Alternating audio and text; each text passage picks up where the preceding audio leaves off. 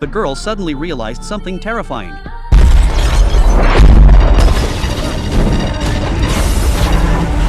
The structure had been damaged by an unknown force, causing a pressure leak. The entire base was falling apart.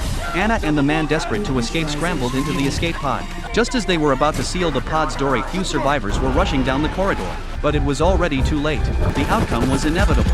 The door now! Except for the sealed escape pod, all the living quarters had suffered terrifying internal explosions. 70% of the entire base was destroyed.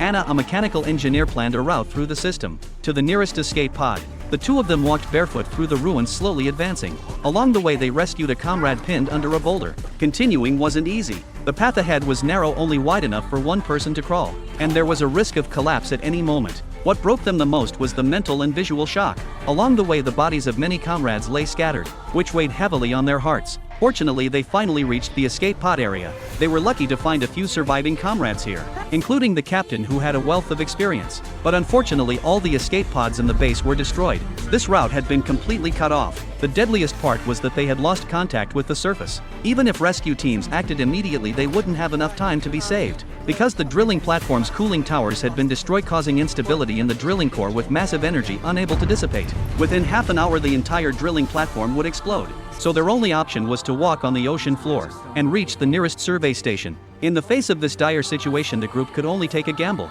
The 6 of them donned deep-sea diving suits and set off. They hadn't even stepped out of the base when disaster struck unexpectedly. The man's helmet cracked open, and he exploded in front of the group, sending the others into a state of shock, especially Anna, because the man had known about the helmet defect, yet still gave his chance at survival to the others. After stepping out of the escape platform, they were faced with the pitch-black deep sea. They fought against their fear, descending to the cargo lift below. After a few breaths before they could adjust their equipment, the instruments suddenly detected an unknown signal below them.